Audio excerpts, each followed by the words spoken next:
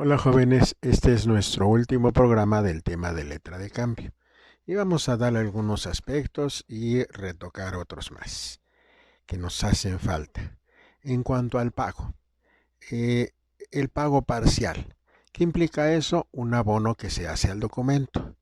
Ya hemos comentado, uno, que si es posible hacer abono; dos, que aun cuando el título ya está vencido, el acreedor tiene obligación de recibir ese pago parcial, ese pago a cuenta, ese abono. Tres, también hemos comentado conforme al artículo 17 que el pago debe anotarse en el documento. Cuatro, hemos también mencionado que un abono es una causa que interrumpe la prescripción de la acción cambiaria y que la Corte ha señalado que si este abono es ficticio, es puesto por el acreedor para burlar la prescripción, entonces, si el deudor opone la falsedad del abono porque de fondo ya operó la prescripción, entonces la carga de la prueba de la veracidad de ese abono se va hacia el acreedor, el que invoca, el que señala que su acción sigue viva porque ese abono renovó el plazo. Todo esto debes considerarlo. ¿Qué pasa si el abono no se puso, en el documento? Entonces, el que lo hizo, pues tendrá vamos a decir, una suerte. ¿En qué consiste esto? Que si la persona a quien le dio el abono es quien la demanda, entonces podrá invocar el abono, acreditar que hizo ese abono, para que el juez lo considere y lo descuente del monto total adeudado. Pero, en otro sentido, si el abono se lo dio a un acreedor anterior, el que ya no tiene el documento, cuando ya circuló el título y quien le viene a cobrar es una persona nueva, un nuevo beneficiario, ahí opera la autonomía. En ese caso, ese abono no puesto en el documento ya no surte efectos. Esto es, no podrá invocarlo para que lo absuelvan por esa cantidad, parcialmente por esa cantidad. ¿Por qué? Porque ya hay autonomía. ¿De acuerdo? Un aspecto también interesante en el tema de control de cambios que referimos de obligaciones en moneda extranjera es el siguiente. En México hubo un sistema de control de cambios. Siempre les digo a mis alumnos, mira, ojo con esto porque como está la economía, no es remoto que un día nos pase o vuelvan a instaurar esto en México. Y mira cómo está la economía ahora con el dólar a 24, 25 pesos en menos de 2 meses. Así es que, sin ánimo de ser ave de presagio, de mal agüero, ni mucho menos, pero sí de transmitirte este conocimiento que pudiera serte útil a futuro. ¿Qué es el control de cambios? Es una ley, es una norma que expide el gobierno federal basado en la falta de recursos económicos que tiene el propio Banco de México. Se agotan las reservas, la situación económica del país es delicada, entonces el Estado prácticamente expropia todas las cuentas que hay. Ya no hay casas de cambio privadas, ya los bancos o no operan o tienen muy limitada la operación de compra-venta de divisas. Prácticamente el Estado monopoliza esa actividad, la compra-venta de divisas. ¿Cuál es la idea? Precisamente el recoger todos los dólares que hay en el mercado para poder hacer frente a sus obligaciones. Pero también el Estado no puede sustraerse a que muchas empresas particulares tienen obligaciones o también son acreedores de obligaciones en moneda extranjera. Entonces se implementa el CUD y el CBD, compromiso de uso de divisas y compromiso de venta de divisas. Así se conocían. A mí me tocó tramitarlos por allá por el 80. ¿Qué es eso de CUD, compromiso de uso de divisas? Eso implica que tú le debes dinero a una empresa extranjera. Tú compraste una maquinaria a Estados Unidos y le tienes que pagar cada mes $30,000. ¿Qué pasa si ya no hay dólares en el mercado? ¿Qué pasa si no los tienes? Bueno, entonces puedes tocar la puerta del gobierno, acreditarle que tienes esa deuda, que tienes ese compromiso y pedirle que te venda los dólares para que tú pagues tu obligación al extranjero. Por eso se llama de uso de divisas. ¿En qué sentido? De que, repito, tú vas a pagarle al Estado el equivalente en pesos a esos dólares, a esos $30,000, a como esté el tipo de cambio, como te lo fije el gobierno al tipo oficial. Y el gobierno entonces analiza tu contrato, confirma la veracidad de esa obligación y te vende el dinero, te vende los dólares. Tú no vas a ver los dólares, no te los va a dar en billete verde. El gobierno directamente, la Secretaría de Hacienda, le va a transferir ese dinero a tu acreedor en el extranjero, esos $30,000. Tú aquí ya se los pagaste al gobierno en moneda nacional. Repito, el gobierno los toma los dólares que necesitas, ya que se los compraste, y le paga al extranjero. Y después tienes 30 días para justificarle al gobierno con la factura o comprobante correspondiente el recibo que tu acreedor en el extranjero ya te abonó ese importe pagado. Por eso es usar divisas. En la otra figura, compromiso de venta de divisas. ¿Qué implica? Ahí tú eres el acreedor. Tú le vendes, el ejemplo que ponemos, le vendes sombreros de charro al Japón. ¿Sí? Bueno, para poder exportar esos sombreros de charro que te va a equivaler una ganancia de $100,000, en ese supuesto entonces, para que el gobierno te autorice la salida de tu producto, tú te tienes que comprometer a venderle las divisas que vas a recibir.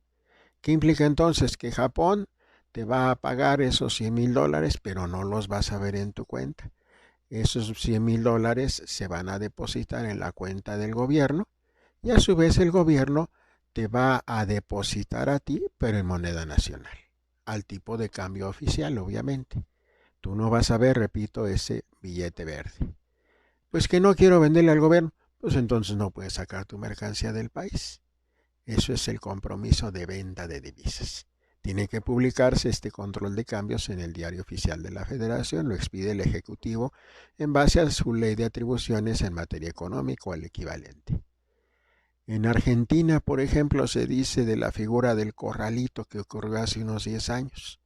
Lo que oí es que en ese caso el gobierno expropió todas las cuentas en dólares de empresas de particulares, pero ahí no fue para pagarle el importe en moneda nacional, simplemente fue tal y cual una expropiación. Esto es, me quedo con tu dinero, gracias por colaborar a la causa.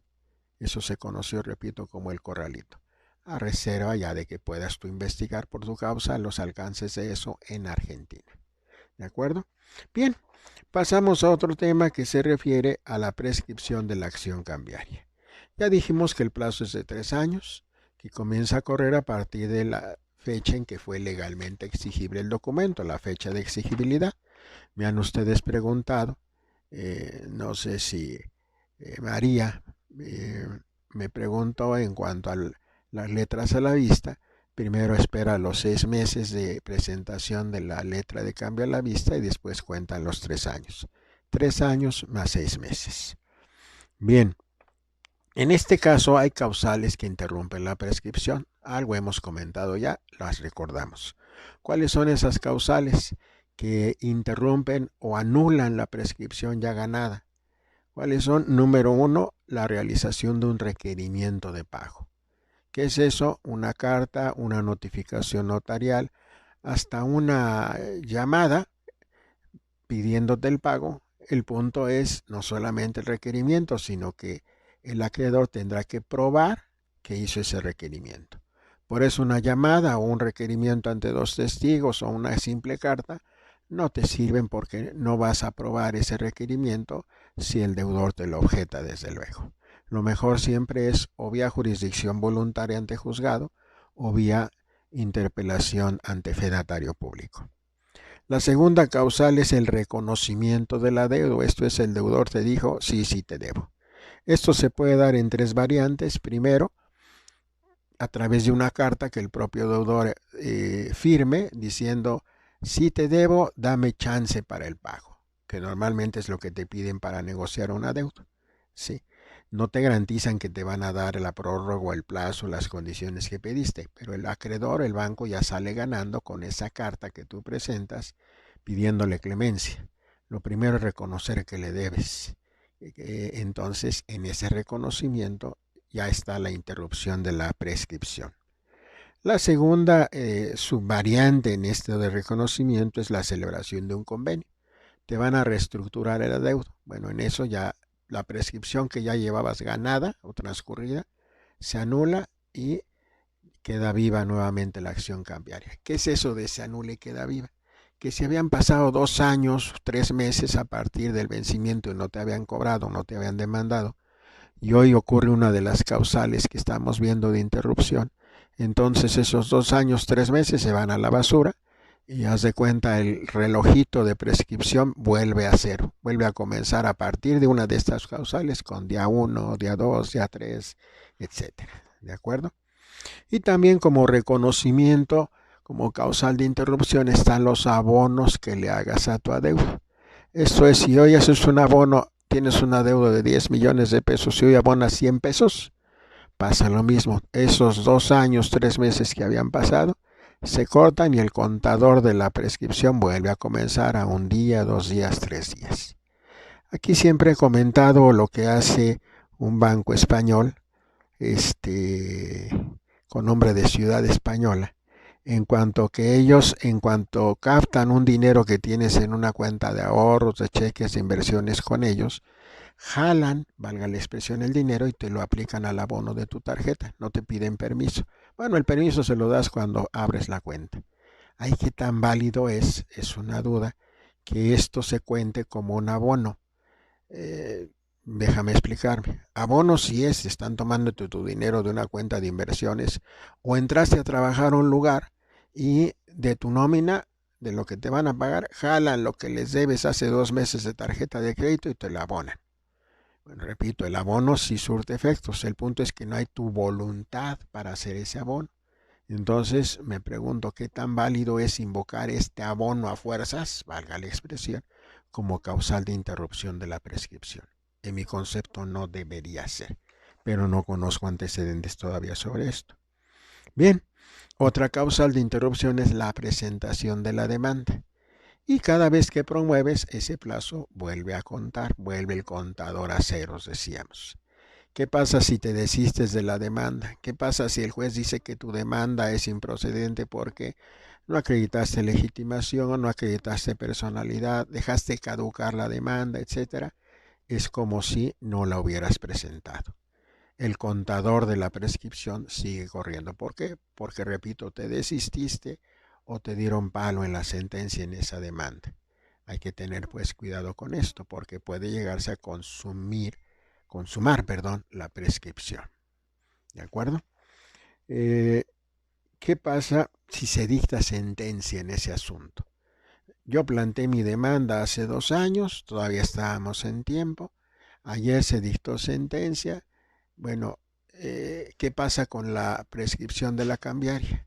Allá despreocúpate. Allá el punto ya no es la prescripción de la cambiaria, sino ya entramos en cuestiones procesales. Ya son los 10 años que te da la ley procesal para ejecutar una sentencia. Ahí hay un cambio de situación jurídica, un cambio de documento fuente de la obligación. Ya al haber sentencia firme, ya no es tu pagaré de tu demanda, y ahora tu título, tu instrumento que te legitime ejecutar es la sentencia. ¿De acuerdo? Bien, ese es en cuanto a la prescripción y caducidad. Siguiente punto en letra de cambio, cláusulas prohibidas y cláusulas permitidas en la letra de cambio. Un repaso. Cláusulas permitidas, endoso sin responsabilidad. Ya sabes que el endosante en propiedad tiene esa facultad, ponerle la cláusula sin mi responsabilidad cuando endosa. ¿Qué efecto tiene? Que no responde del pago. Si no la pone, es también obligado solidario al pago. Segunda cláusula, aceptación y aval parciales. También ya lo sabes, el jurado tiene la facultad de aceptar por el todo o por parte. Y el aval tiene también esa facultad, avalar por el todo o por parte del monto del título. En los dos casos debe hacerlo así manifiesto cuando firma la limitación de su responsabilidad a monto o porcentaje del documento. Otra cláusula permitida es la domiciliación y otra más el recomendatario. ¿Qué es la domiciliación? Cuando se señala el domicilio de un tercero para que ahí se haga el pago. El recomendatario, también llamado girado a cautela. Ayer lo veíamos. Cuando digo, si A no te acepta, vas con B. Esto es, B es el segundo lugar en designación de girado. A eso se le llama el recomendatario. Otra cláusula también permitida es prohibir la presentación de la letra para su aceptación o para su pago en cierta época. ¿Qué implica esto? Mira, giro una letra, se vence el 30 de septiembre. El girado es Claudia Monsalvo. Pero yo sé que Claudia todos los días, toda la primera semana de julio se va de vacaciones a Cancún. Siempre esa lo hace. O a Cancún o a la playa, pero siempre en la primera semana de julio. Bueno, para no arriesgarme a que tu beneficiario, para mi mala suerte, vayas a requerir la aceptación durante esa primera semana de julio, entonces de una vez te pongo esta leyenda, esta cláusula. Por favor, no presentar la letra para aceptación en la primera semana de julio. Y eso es pues una limitante para el beneficiario que ya sabe que esa primera semana no debe ir a requerir la aceptación. Lo mismo se aplica ahí en el pago, en el vencimiento en que se pueda hacer esta situación. ¿De acuerdo? Eso es algunas de las cláusulas permitidas. Podríamos encontrar algunas otras. De momento nos basta con estos supuestos. En cuanto a cláusulas prohibidas de la letra de cambio, tenemos las siguientes. Primero, pactar intereses convencionales, no se puede. Segundo, la cláusula penal tampoco se puede. Tercero, los vencimientos sucesivos, que es una derivación de la cláusula penal. ¿Qué son los vencimientos sucesivos? Integrar varios vencimientos a un solo título, normalmente acompañados de la cláusula de aceleración. ¿Qué es la cláusula de aceleración? Pactar que en caso de que se deje de pagar uno de los 4, 5 o 12 abonos, entonces se dará por vencido anticipadamente todo el adeudo. Eso es una cláusula penal. Eso no lo puedes pactar en la letra. Si en el pagaré, en la letra está prohibido. Otras cláusulas prohibidas, la aceptación condicionada, el aval condicionado y el endoso condicionado. En cualquiera de los tres casos está prohibido ese condicionamiento. Igualmente está prohibido que el girador limite o diga que no responda de una letra de cambio. El girador siempre debe responder de la letra de cambio. ¿De acuerdo? Con esto entonces terminamos letra de cambio, pasamos al tema del pagaré en nuestra siguiente charla. Muchas gracias, buenas tardes.